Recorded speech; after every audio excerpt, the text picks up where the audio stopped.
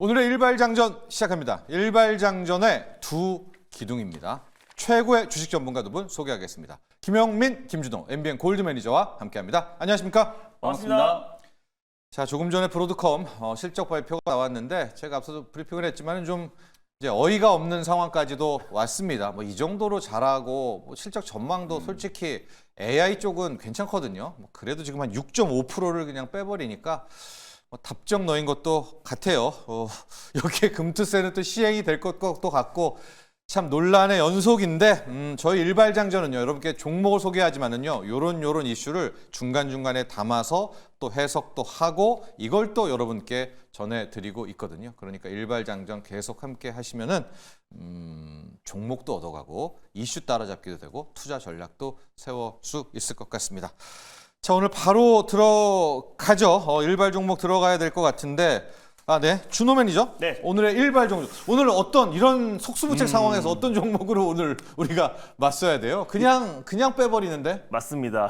일단 사실 AI 같은 경우가 이제 아무래도 이제 엔비디아 실적 발표 또 이후에 계속해서 성장률 자체가 좀 줄어든다라는 좀 우려감이 적용되면서 아무리 좋은 호실적을 발표해도 좀 시간 내에서 좀 계속해서 조정 흐름 놔주고 있는데 매그니피센트 7에서 사실상 이제 AI 열풍에 유일하게 소외됐던 테슬라가 오히려 뉴욕 증시에서는 최근에 굉장히 좀 강한 모습 보여주고 있습니다. 그래서 아무래도 내년에 출시할 모델 Y의 어떤 신버전에 대한 기대감도 굉장히 높지만은 자율주행에 대한 모멘텀이 좀 계속해서 좀 이어지고 있는데 일단 10월 12일 로보택시뿐만 아니라 내년 1분기에 유럽과 중국 시장에 FSD를 출시할 것이다 라는 이제 계획을 발표를 하면서 장중에 한 4% 이상의 좀 상승 흐름이 나와줬어요. 그래서 지금 뉴욕 증시에서도 지금 이제 그동안 또 이제 AI 열풍에 좀 소외를 받았던 테슬라가 또 이제 자율주행이라는 어떤 새로운 강력한 모멘텀으로 좀 강한 저가 매수가 유입되고 있다는 점을 놓고 봤을 때 그 부분이 오늘 국내 증시에도 고스란히 좀 연결될 가능성이 높다라는 관점에서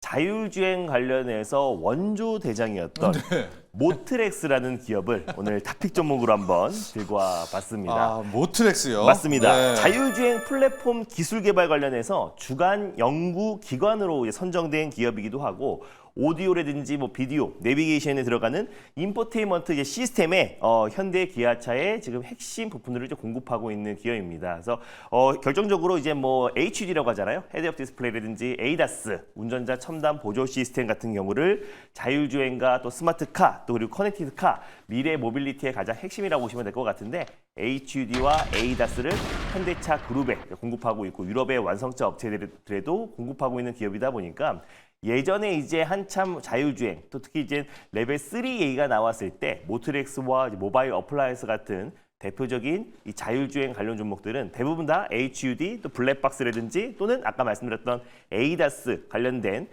개발을 하고 있고 또 그리고 이제 완성차 업체들이 공급하는 기업들이 대부분 이 자율주행 관련 종목으로 묶인다. 근데 사실 이 테슬라 관련해서 이제 직접적인 어떤 자율주행 수혜 종목들은 예전에 뭐 소개드렸던 뭐 LG 이노텍이라든지 뭐 퓨런티어 같은 기업들도 있지만 사실 이제 테슬라의 어떤 자율주행의 속도에는 국내 자율주행, 뭐 라이다 센서라든지 자율주행 관련된 기술을 가지고 있는 모든 기업들이 같이 수혜를 받아요. 왜냐하면 이 자율주행 시장에 대한 어떤 개화 기대감이 굉장히 높아지고 있고 뭐 실질적으로 미국의 캘리포니아라든지 또 중국의 일부 구간에서 로보택시가 지금 시범 운행 중인데 아직까지 로보택시로 어떤 이제 교통사고가 발생했다라는 보도가 아직 안 나온 상태입니다. 그래서 그만큼 사람이 운전하는 것보다 실제로 좀 AI가 개입된 로보택시가 훨씬 더 안전하다는 게 지금 증명이 되고 있는 상태고 그래서 결국 로보택시가 거의 지금 완성 단계에 와 있기 때문에 10월 10일 로보택시에 대한 기대감. 근데 이제 반 테슬라 진영인 뭐 현대차라든지 최근에 뭐 도요타와도 또 그리고 우버와도 꾸준하게 지금 이제 자율주행, 미래 모빌리티 쪽에 협업 얘기가 계속 나와주고 있는 상황이다 보니까 10월 10일 전후로 우리가 자율주행 섹터도 계속해서 관심 있게 볼 필요가 있다고 보고 있습니다. 네. 그리고 또 오늘 정부에서 또 이제 전기차 화재 종합 대책 발표를 한다고 합니다. 네. 근데 전기차 충전 관련 종목들도 같이 한번 들썩거리고 있는 모습인데 아무래도 이제 PLC 모뎀이 부착된 전기차 충전 인프라 구축 관련해서 정부가 서두르겠다라는 방침을 이미 발표한 상태인데요. 네. 모트레스 같은 경우는 이미 이 전기차 충전기 업체인 액탑을 인수를 한 이력이 있습니다. 예. 그래서 2021년도에 액탑을 인수해서 작년에 모트렉스 EV라고 사명을 변경했고 이 전기차 충전 시장 자체가 2030년까지 427조 가까운 시장 규모를 좀 그 확대되고 있는 상황이다 보니까 오늘 정부가 발표하는 이 전기차 화재 대책 관련해서 세론이 나올 수도 있겠지만 모터레스 같은 경우는 실질적으로 전기차 충전 쪽으로 같이 올라간 이력이 없기 때문에 오늘 자율주행과 더불어서 전기차 충전 인프라 사업을 하고 있는 모터렉스가 좀 상승 여력이 충분히 남아있지 않을까 좀 보고 있습니다. 그리고 테슬라가 내년 1분기에 유럽과 중국에 또 이제 풀셀프 드라이빙을 이제 공급을 하겠다라고 밝혔는데 여전히 이제 규제 당국이 또 승인을 해야 되기 때문에 네. 약간의 노이즈가 나올 수도 있고 좀 지연이 될 수 있겠지만 아무튼 완전 자율주행에 굉장히 가까워지고 있고 또 그리고 완전 자율주행의 개화 시기가 임박했다라는 점에서 당분간 AI 반도체와 또 그리고 바이오 일부 종목들의 차이 매물이 출회되는 상황에서 그 수급이 로봇과 또 그리고 뭐 자율주행 또 2차전지 쪽으로 수급이 좀 이동되고 있는 모습이다 보니까 그래서 금리 인하의 또 최대 수혜 섹터이기도 한 자율주행 섹터를 지금부터라도 좀 관심 있게 보자는 의미에서 모터렉스를 오늘 답변 종목으로 가져와 봤습니다. 네, 모트렉스입니다. 진짜 원조 기업이었었고 이게 이제 전기 장치 처음 나왔을 때 인포테인먼트 한다고 막 그때 했던 그 기업이었었습니다. 오늘 갖고 온 이유가 아마도 오늘 정부 서울청사에서 전기차 화재 안전관리 종합대책이 발표가 되는데 지금 조심스럽게 여러 가지 섹터들이 있는 맞습니다. 것 같아요. 배터리에도 있고 충전 쪽에서도 맞아요. 뭐 보험 들어라든가 뭐도 있고 하는데 배터리 매니지먼트 예, 아까 시스템도 그 있고. 충전소가 그 얘기한 거죠? 맞습니다. 예. 그러니까 충전소에 이제 PLC 이제 모뎀을 부착을 했을 때 과충전을 예방할 과충전 수 있다고 예방하는, 해요. 그래서 네. 그런 부분에서 이제 전기차 충전 인프라 관련된 종목도 뭐 휴맥스 홀딩스라든지 휴맥스 같은 기업들이 다 같이 올라가는데 그때 이제 모터렉스는 조용했어요. 그래서 네. 모터렉스는 이제 확실히 자율주행 쪽으로 수급이 좀 유입되는 기업인데 그래서 이제 2021년도에 액탑이라는 전기차 충전기 업체를 인수했다. 인수했던 이력이 있고 전기차 그 사업에 본격적으로 뛰어들면서 사명도 모터렉스 EV로 바꿨습니다. 그래서 모터렉스는 자율주행 쪽 인포테인먼트에 들어가는 어떤 솔루션과 시스템도 공급하는 기업이지만 이 전기차 충전 쪽도 새롭게 신사업으로 뛰어든 기업이다 보니까 오늘 어쩌면 시장에서 좀 두 가지의 모멘텀을 좀 가지고 있는 모터렉스가 좀 주목을 받지 않을까 좀 보고 있어요. 가격 전략 볼까요? 가격 전략을 일단 매수가는 일단 지금 현재 11,160원에 어제 마감이 됐는데 지금 종가 기준으로 일단 매수가를 좀 잡고 대응해 보도록 하겠고요.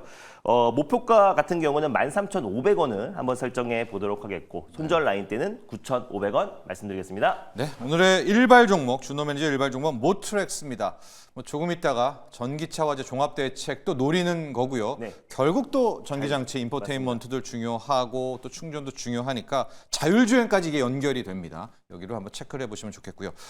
영민 매니저 또 우리가 하도 당해가지고 오늘 전기차 화재 대책이 세런 아닌가 이러다가 간만에 좀 많이 올랐던 LG 엔솔 뭐 이런 친구들도 다 팔아야 되나 붙이기 종목 하면서 오늘 어떨 것 같아요? 이 전기차 화재 대책. 일단 뭐 LG 엔솔 같은 경우에는 뭐 전기차 화재 이쪽 이슈보다는 말 그대로 이제 수급 이슈가 워낙 좀 강했기 때문에 지금 미국도 뭐 매그니피센트 7 종목 중에 테슬라가 거의 또 갔어요. 독보적으로 지금 주가가 잘 움직이고 있잖아요. 그러다 보니까 결국 이 AI 쪽에 대한 이제 투자 심리가 위축되어 있는 상황에서 뭐 윗돌 빼서 뭐 아랫돌 깬다, 아랫돌 빼서 윗돌 깬다, 뭐 이런 관점으로 이제 보면. 사실 다른 쪽에서 빠져나온 수급이 이제 갈 길이 없으니까 코스피 대형주들 중에서는 LG 엔솔이 가장 좀 이제 주가적인 좋았어요. 측면에서 봤을 때는 긍정적인 흐름이 이제 나타났다라고 보시면 될 것 같고요. 그래서 뭐 전기차 화재 관련된 이제 정책 발표가 나오면 뭐 세론이 되겠죠, 당연히. 세론은 되겠습니다만 이건 이제 테마성으로 움직인 종목들 같은 경우에는 약간 이제 좀 세론이 좀 될 수는 있겠습니다만 뭐 LG 엔솔과 오히려 2차전지 소재 종목들 같은 경우에는 수급이 오히려 조금 더 저는 좋아질 수도 있다. 정책적인 모멘텀과 또 캐즘을 이게 또 극복할 수 있는 하나의 또 대안이 될 수 있기 때문에 뭐 그런 부분들은 좀 긍정적으로 해석을 좀 할 수 있을 것 같고요. 그다음에 이제 오늘 뭐 테슬라가 또 로보택시에 대한 얘기, 그다음에 내년 초에 이제 유럽 뭐 이쪽 지역에서 자율주행 이제 소프트웨어. 완전 자율주행 소프트웨어 이제 판매를 시작한다. 뭐 유럽, 중국 쪽에 특히 이제 중국 쪽 시장에 굉장히 좀 공을 좀 들이고 있는 상황이기 때문에 출시가 됐을 경우에는 이제 결국에는 구독료를 받는 기업이 되는 거거든요. 테슬라가 이제 그런 비즈니스 모델을 이제 만들려고 하는 거기 때문에 자율주행과 관련된 이슈가 살아나고 있다는 거 이제 보시면 될 것 같은데 어쨌든 이제 자율주행 관련주 제가 어제도 이제 잠깐 말씀드렸다시피 사실 국내에 엄밀히 따지면 뭐 자율주행 관련된 수혜주가 뭐 있나 싶을 정도로 현대차 사야죠. 네, 거의 대부분 다 이제 좀 예. 테마성으로 이제 움직이는 종목들이고 저희가 어제 말씀드렸던 현대차와 현대오토에버 그리고 그 안에 딸에 있는 뭐 만도 이런 기업들을 그나마 이제 자율주행 수혜주로 이제 볼 수 있는데 만도도 보시면 주가가 굉장히 부진하고 현대차 지금 6거래일 연속으로 이제 빠지고 있거든요. 네. 그나마 어저께 그래도 현대 오토에버가 조금 뭐 반등은 하기는 했는데 전체적으로 아직까지 이제 자율주행과 관련된 종목들 모멘텀은 조금 약한데 그래서 좀 어차피 테마로 대응할 거면 좀 두 가지 테마에 겹칠 수 있는 종목을 하나 좀 말씀을 좀 드리고 싶은데요. 네. 인포뱅크라고 하는 종목이 있어요. 인포뱅크요? 인포뱅크가 예전에 우리 애플카 이슈가 네. 나왔을 때 차량용 인포테인먼트 관련된 이제 수혜주다 이러면서 이제 자율주행 얘기만 나오면 이제 급등을 했던 네. 종목이 이제 인포뱅크인데 뭐 애플도 이제 애플카 개발을 뭐 잠정 중단한 상태잖아요. 그러면서 주가도 굉장히 많이 빠졌고 인포뱅크도. 근데 어저께 인포뱅크 주가가 거래가 200만 주가 넘게 터지면서 장중에 거의 상한가까지 급등을 했거든요. 그 이유가 요게 이제 딥페이크. 며칠 전에도 저희가 말씀드렸던 것처럼 이 딥페이크 이슈가 쉽게 끝날 것 같지 않은데 이 지금 국내뿐만 아니라 해외에서도 계속 좀 이슈가 좀 되고 네. 있기 때문에 정책적으로 이 딥페이크를 또 잡아내는 AI 기술에 대한 이제 주목이 좀 높아지고 있거든요. 그래서 이 딥페이크와 관련된 어제 이제 좀 이슈가 좀 터지면서 인포뱅크가 장중에 상한가까지 갔는데 얘는 또 자율주행하고도 엮을 수 있는 기업이기 때문에 뭐 주가도 많이 빠져 있는 구간이고 약간 테마성으로 이제 좀 주목을 좀 받는다라고 하면 양수 겸장의 종목이 좀 될 수 있기 때문에 저는 오늘은 뭐 인포뱅크를 한번 붙이는 종목으로 말씀을 좀 드려보도록 하겠습니다. 좋습니다. 모트렉스에 붙이는 영민 매니저는 인포뱅크고요. 저희가 이제 어쩔 수 없이 어떤 실적 이렇게 가는 게 아니라 테마를 좀 끌고 가는 게 지금 국내 장이 그거 없으면 이제 못 가기 때문에 저희도 이제 고육지책으로 여러분에게 말씀드리는데 이제 인포뱅크는 어제 살아있었던 테마 센즈랩 같은 거 같잖아요. 딥페이크하고 자율주행 가는 것이고 준호 매니저도 이제 자율주행과 맞습니다. 전기차 화재 대책 이렇게 왜냐면 시장이 이제 모멘텀이 부재하잖아요. 맞아요. 계속해서 지금 악재만 계속 쏟아지고 있는 상황이다 보니까 결국 일정이 있거나 이제 모멘텀이 있는 기업들에만 수급이 쏠리는 상황이라서 네, 우리가 이제 모트렉스나 이런 테마적인 종목들을 말씀드릴 수밖에 없다. 지금은. 네. 왜냐면 대응을 해야 되니까 네. 여러분들. 그리고 테슬라가 또 어제 오늘 계속 선전했고 진짜 테슬라 되나 봐요. 그래서 유럽에서도 이제 소프트웨어 팔고 돈 받고 원래대로 플랫폼 기업으로 간다 뭐 이러고 있기 때문에 자율주행도 오늘 건드릴 수가 있을 것 같고 화재 대책으로 그동안 또 눌렀던 실리콘 응급제 맞습니다. 그렇죠. 뭐 전기차 배터리에 바로 전고체 못 가잖아요. 그렇죠. 네, 그러니까 그런 쪽도 언급을 해준다면 대책에서 또 갈 수가 있기 때문에 어쩔 수 없습니다, 여러분. 이런 장에서 우리도 지금 테마를 아주 화끈하게 좀 저희가 잡아놓고 어제 진짜 센즈랩 혼자 이렇게 가니까 저도 이걸 뭐 어떻게 해야 되나 뭐 그렇죠. 기술도 잘 모르는데 그냥 가니까 그냥 가는 그런 상황도 됐다.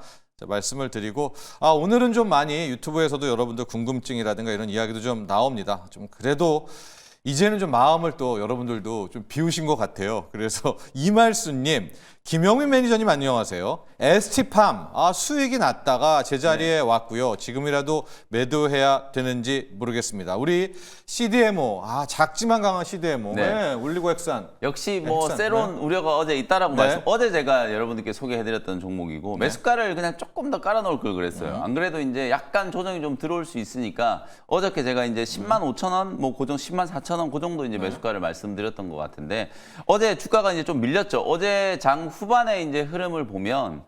제약바이오 기업들이 전체적으로 유한양행이 한 5% 정도 밀렸는데 그게 뭐 악재가 나와서 이제 밀린 게 아니라요. 그동안에 굉장히 잘 버텨오고 있던 제약바이오 업종이 어제도 코스닥 지수가 초반에 1% 넘게 급등하다가 그냥 장 후반에 막 1.5% 폭락을 해버렸잖아요. 그러니까 어제 고점이 740포인트였거든요.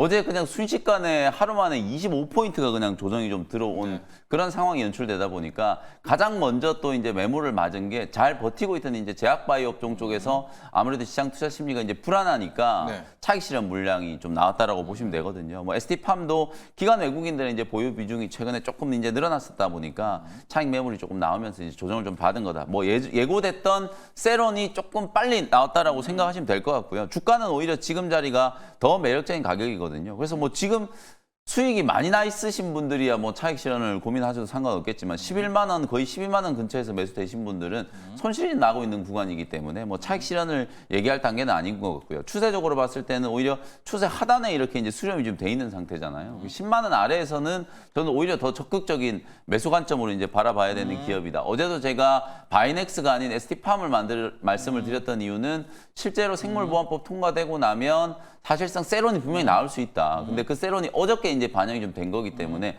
생물보안법 통과 이후에도 네. 각종 이제 파이프라인에 대한 이제 CMO, CDMO 수주가 늘어날 게 거의 뭐 기정사실화되어 있는 상황이기 때문에 실적을 믿고 또 살 수 있는 기업이 ST팜이거든요. 그래서 네. 중장기 관점으로는 충분히 이제 성장 동력을 좀 만들어 놨다라고 보여지기 때문에 뭐 너무 걱정하지 마시고 편안하게 보유하셔도 될 것 같습니다. 좋습니다.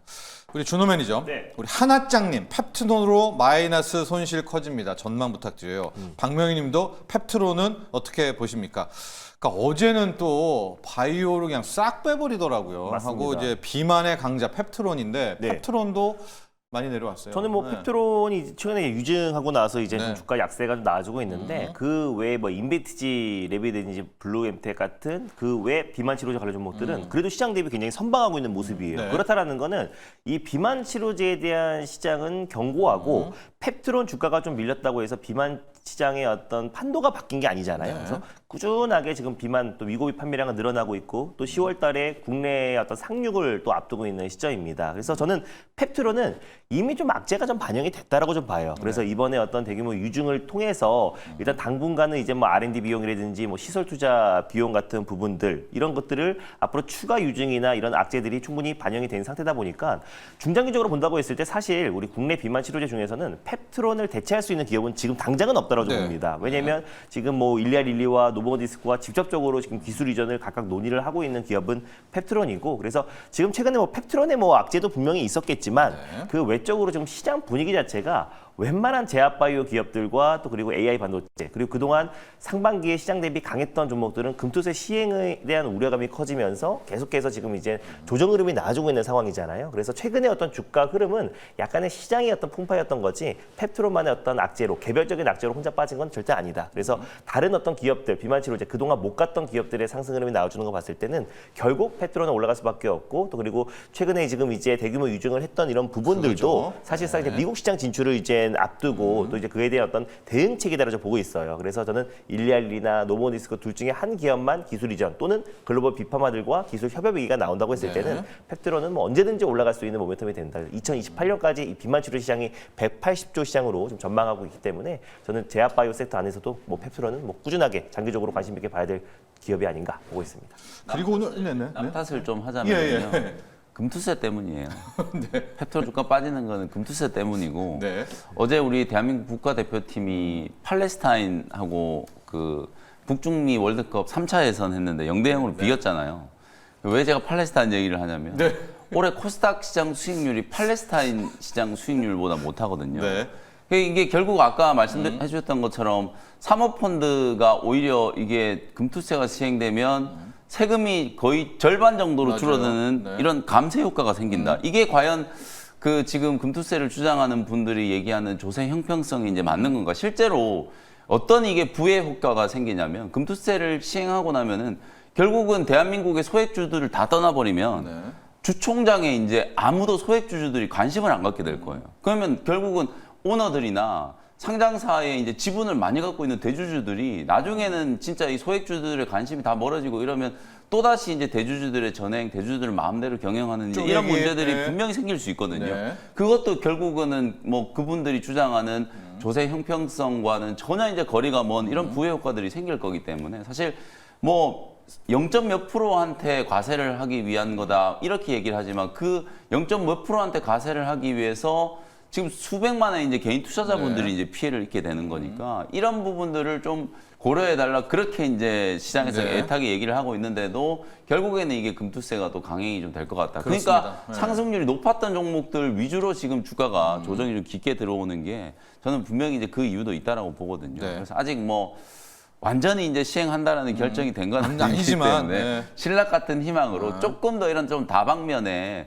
나타날 수 있는 부의 효과들을 좀 검토해 주시면 어떨까라는 말씀을 좀 드리겠습니다. 아니 금투세를 꺼내셨으니까 진짜 그렇습니다. 이제 사모펀드가 있어요. 이제 여러 가지 중에 사모펀드도 이제 포함이 되잖아요. 원래 규정이 없다가 그런데 지금 무슨 얘기냐면 사모펀드는 원래 종합소득과세로 매겨지기 때문에 또 부자들이 많이 하잖아요. 최고 세율 한 49% 정도는 매겨야 되는데 그 배당 소득세로 매겨지는 거거든요. 근데 이번에는 이제 돈 내야 되니까 양도세잖아요. 네. 그러니까 양도세로 가서 이제 27%가 됐는데 민주당의 그 진성준 의원 이야기도 실은 맞습니다. 원래 양도세 내는 것을 양도세로 했는데 왜 지적하냐라고는 하지만요. 그러나 오해를 받잖아요. 왜 사모펀드만 혜택을 보게 되지라는 국민적 오해가 있으니까 준호 매니저는 어떻습니까? 나는 원칙대로 했는데 이렇게 오해를 받는다. 이럴 때 어떤 스타일이에요? 이거를 그냥 풀어야 되는 거 아닙니까?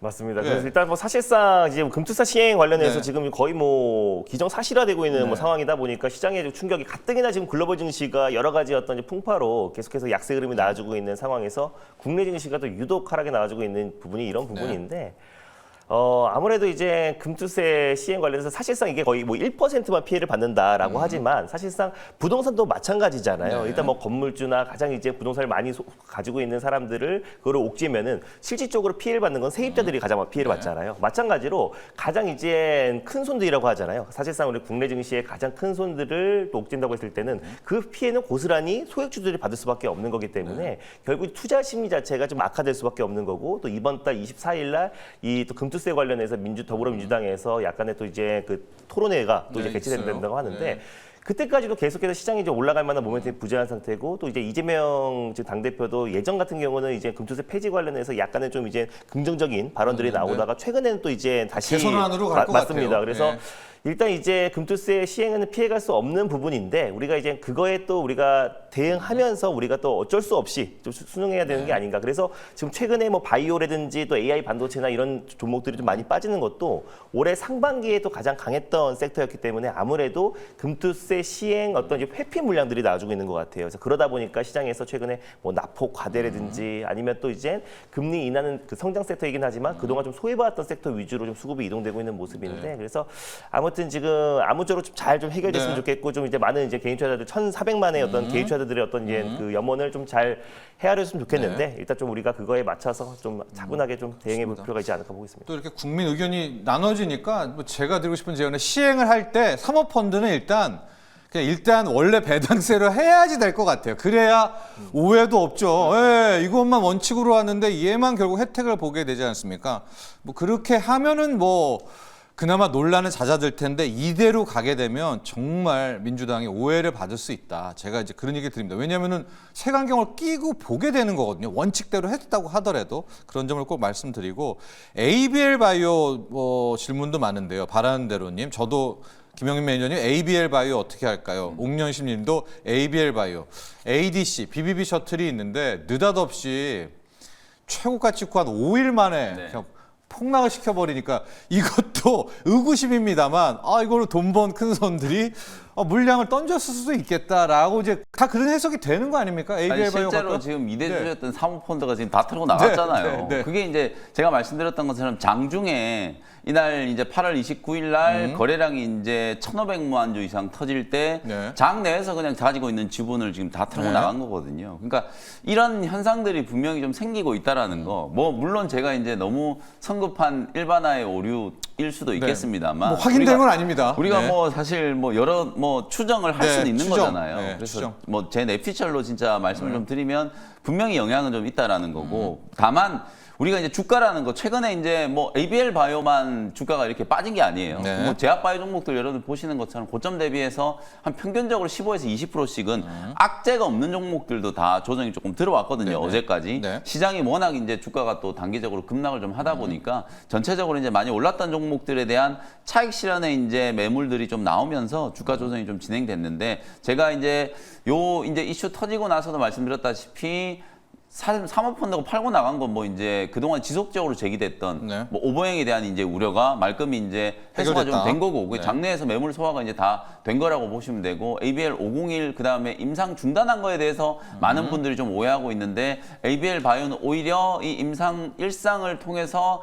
플랫폼 기술의 어떤 경쟁력을 확인을 했고 이걸 이제 조금 더 상업화의 가능성이 높은 다른 파이프라인 쪽으로 선택과 집중을 하겠다는 거기 때문에 오히려 기업 가치적인 측면에서 봤을 때는 저는 충분히 이제 괜찮다라고 보거든요. 그리고 ABL 바이오는 다행히 최근에 또 1,400억 원 정도 대규모 자본 또 그 유입을 해놓은 상태, 자본 조달을 해놓은 상태이기 때문에 향후에 또 재무적인 이슈와 관련해서 조금 자유로울 수 있는 그런 장점이 좀 있기 때문에 어쨌든 신약 개발과 관련된 모멘텀만 주목한다라고 하면 뭐 ABL 바이오 주가가 좀 빠져서 속상하긴 합니다만 네. 충분히 좀 다시 살아날 수 있을 만한 잠재력을 가지고 있는 기업이기 때문에 또 장 분위기가 살아나면 뭐 ABL 바이오, 리가캠 바이오, 알테오젠 네. 이런 종목들은 우리 투자자분들께서 계속해서 좀 관심을 좀 가지셔야 하는 종목이다라고 말씀 좀 드리겠습니다. 네.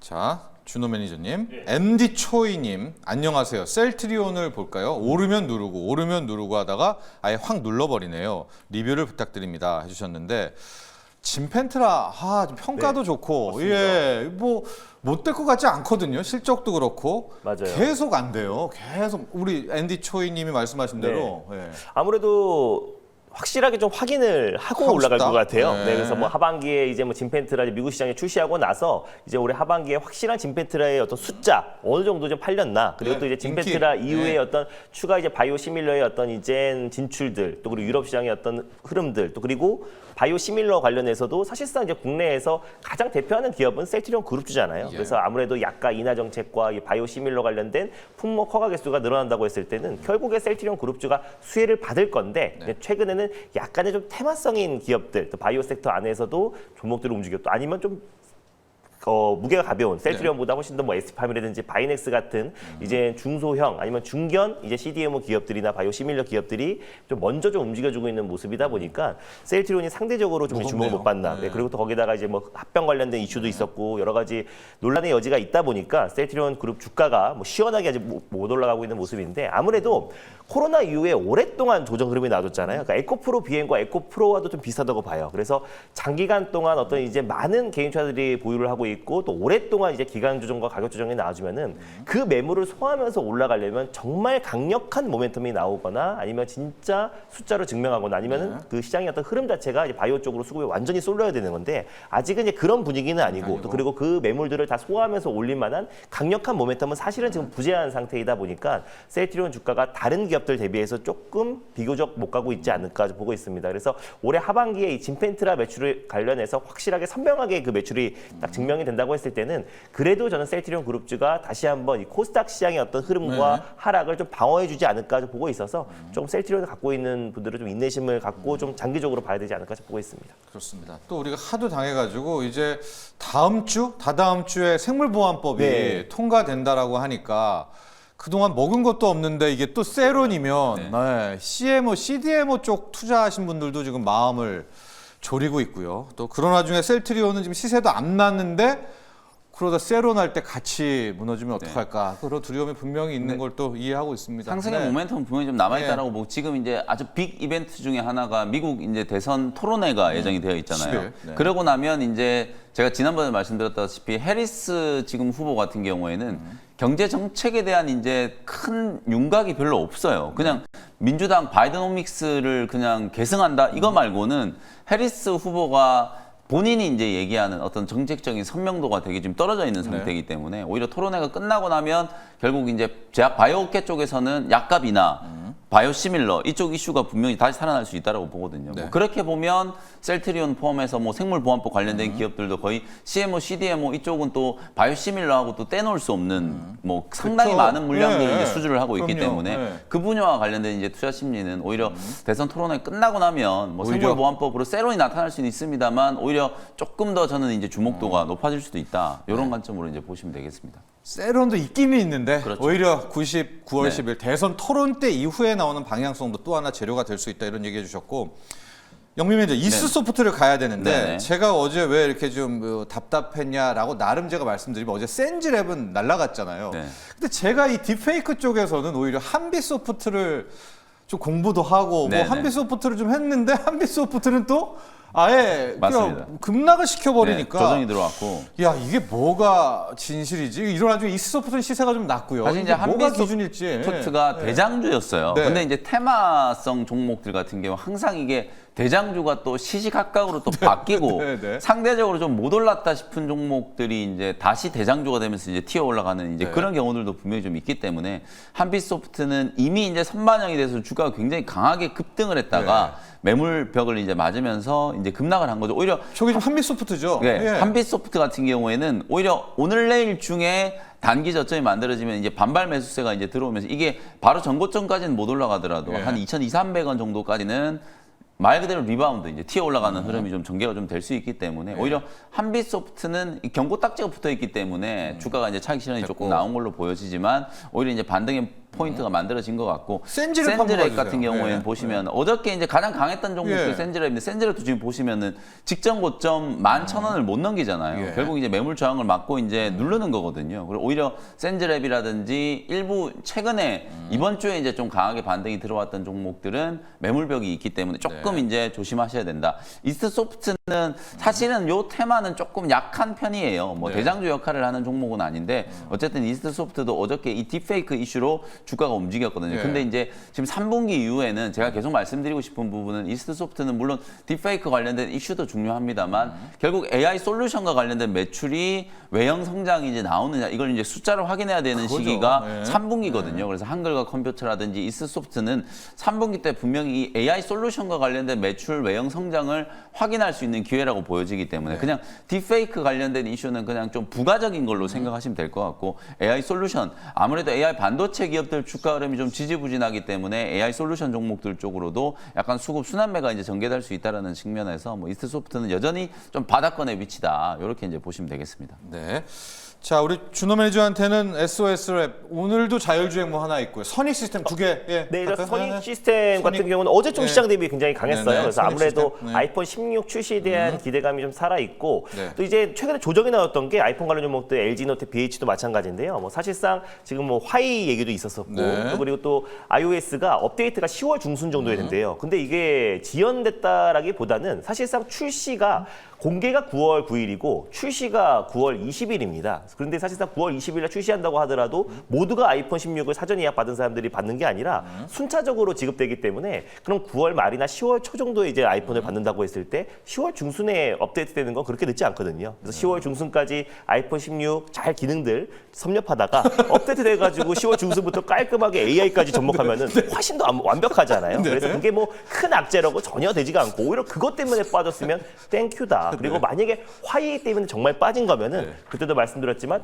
2번을 접던 5번, 10번을 접던 아이폰 16에 대한 열풍은 계속 아이폰 17까지 이어질 수밖에 없는 거기 때문에 오히려 지금같이 모멘텀이 부재한 시장에서는 우리가 이제 아이폰 관련 모델을 봐야 된다라는 관점에서 이틀 전에 그래도 말씀드렸는데 또 이제 이틀 만에 바로 시세가 이제 분출이 되면서 안정적인 모습이고요. 어제 21선 위로 또 안착했던 모습이라서 오히려 약간의 변동은 나올 수 있겠지만 전 추가적인 상승 여력 충분하다라고 좀 보고 있으니까 홀딩 관점으로 보셨으면 좋겠고 SOS를 간단히 말씀드리면 얘는 현대차와 또 삼성과 같이 손잡고 또 센서를 공급하고 공동으로 개발하는 기업이다 보니까 삼성의 무인 공장 도입과 또 현대차의 어떤 자율주행 속도의 가속화를 냈을 때 SOS랩은 같이 수혜를 받을 수 있다. 그래서 어제도 좀 강한 모습 보여줬는데 자율주행에 또 빠지지 않는 종목이니까 최근에 오히려 시장이 불안하니까 신규 상장주 쪽에 또 수급이 또 들어와주고 있어요. 그래서 SOS랩도 자율주행에서 우리가 꼭 놓치지 말아야 될 종목 중에 하나다라는 거 참고하셨으면 좋겠습니다. 네, 선익 시스템 이제 애플 향에 이제 포함이 됐습니다. 네, 디스플레이 증착이 필요한 이제 그런 것이었었고요.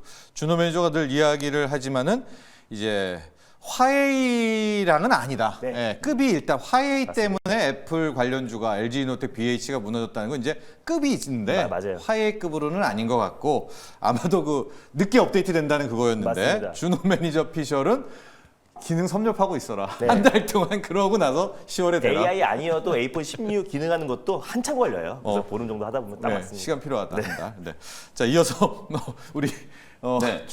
영민 매니저 일발 종목 갈 텐데 네네. 오늘은 진짜 뭘로 한번 공략을 할까요? 오늘은 어제도 이제 제가 ST팜 말씀드렸고 네. 오늘도 제가 바이오 기업을 좀 준비를 해왔는데 조금 전에 이제 애플 얘기 나온 거 제가 조금만 좀 예, 설명드리고 좋습니다. 예. SK 바이오팜이라는 종목 오늘 좋아요. 준비한 종목 소개를 네. 좀 해드릴게요. 무슨 얘기를 드리고 싶냐면 결국 지금 AI 반도체 쪽은 온갖 지금 악재성 이제 루머 사실 실제 업황과는 크게 이제 좀 대비되는 여러 가지 루머와 노이즈들이 네. 있었잖아요. 근데 지금 결론은 지금 어떠냐면 엔비디아 역시 실적 잘 나와. 다만 이제 성장률이 조금 둔화되는 거 그게 문제야. 네. 그 특히 또 서버 쪽에 대해서도 온갖 얘기들이 다 나오는데 서버 쪽 투자는 여전히 견조할 거야. 근데 이제 반도체는 이제 또 레거시가 문제야. 네. 세트 쪽 수요가 이제 안 살아나니까 하반기 때 이제 디램 가격이 한 자릿수밖에 안 올라갈 거야. 네. 그러니까 감익되니까 반도체는 안 돼. 이제 이런 논리까지 왔거든요. 네. 이제 그런 논리를 또 좀 해소시킬 수 있는 반등의 이제 모멘텀이 결국 이제 모바일 D램 쪽, 결국 이제 세트 쪽이 이제 아이폰 16이 이제 출시가 좀 되면서 네. 스마트폰에 대한 이제 수요가 좀 살아나고 이게 결국은 온 디바이스 AI로 확장이 좀 될 거기 때문에 HBM 쪽도 지금 모바일 쪽 시장을 많이 좀 주목을 좀 하고 있거든요. 추후에는 모바일 쪽으로도 HBM이 상당 부분 이제 채용될 가능성이 좀 높다라고 이제 전망을 좀 하고 있기 그래야죠. 때문에 네. 그런 부분들을 감안하면 사실 이제 애플이 어찌 보면 이제 스마트폰 쪽도 스마트폰 쪽이지만 이 온 디바이스 AI 이슈를 살릴 수 있을지 없을지가 이제 애플 예. 아이폰 16 출시에 이제 달려 있다. 맞아요. 뭐 이렇게 보시면 될 것 같습니다. 그래서 네. 이제 그 부분 아까 김종현 회장님 잘 설명해 주셨지만 뭐 일정 부분이 조금 연기되는 거 사실 완성이 안 된 상태로 하는 것보다는 하드웨어 이제 디바이스가 먼저 출시가 되고 애플은 여러분들 아시는 것처럼 iOS 업데이트를 통해서 서비스 기능을 이제 개선해 나가고 있기 때문에 그게 이제 10월 달에 업데이트 될 때 본격적인 이제 AI 이제 서비스들이 탑재가 될 거다라고 이제 보시면 될 것 같거든요. 그런 일정들이 있으니까 이제 온 디바이스 AI와 관련해서 이제 애플 이슈를 좀 주목하시면 될 것 같고요. 오늘 제가 준비한 종목은 SK 바이오팜 신약 개발하는 기업이에요. 어제 네. 이제 뭐 유한양행도 빠지고 SK 바이오팜도 빠지고 제약 바이오 기업들 많이 올랐던 종목들까지도 다 이제 조정이 좀 강하게 좀 들어왔습니다.만 이번 조정을 또 매수 기회로 활용할 수 있을 만한 이제 기업. 2019년에 지금 유한양행이 이제 대한민국 최초 항암제 FDA 이제 품목 허가를 받은 네. 항암제를 이제 개발하는 기업으로 이름을 올렸습니다만 지금 SK 바이오팜은 독자적인 기술로 그리고 독자적인 임상을 통해서 독자적인 어떤 FDI와의 협상을 맞아요. 통해서 2019년에 네. 세노바메이드 후보 물질 세노바메이드에서 제품명이 이제 엑스코프리라고 엑스코프리. 하는 네. 뇌전증 치료제 품목 허가를 받는데 네. 성공을 해가지고 그 당시에 이제 SK 바이오팜 상장될 때 전 국민 청약 열풍이 불어가지고 사실 최근에 청약 열풍은 뭐 비교도 안 될 정도로 어마어마한 자금이 이제 많이 쏠릴 정도로 관심을 좀 많이 받았었던 기업인데 실제로 상장되고 난 이후에 매출이 네. SK 바이오팜 이제 기대했던 것만큼 나오질 않고 있다 보니까 주가가 굉장히 많이 빠졌습니다. 상장됐을 당시에 최고가가 거의 27만 원 정도였는데 최근에 주가 조정이 뭐 5만 원, 6만 원까지 이제 조정이 좀 들어왔으니까 굉장히 많이 빠졌는데 올해 정말 엄청난 변화가 나타나고 있다라는 그동안에 한 2, 3년 동안에 미국 현지에 자회사 설립을 하고 또 마케팅 이제 역량을 이제 강화를 해서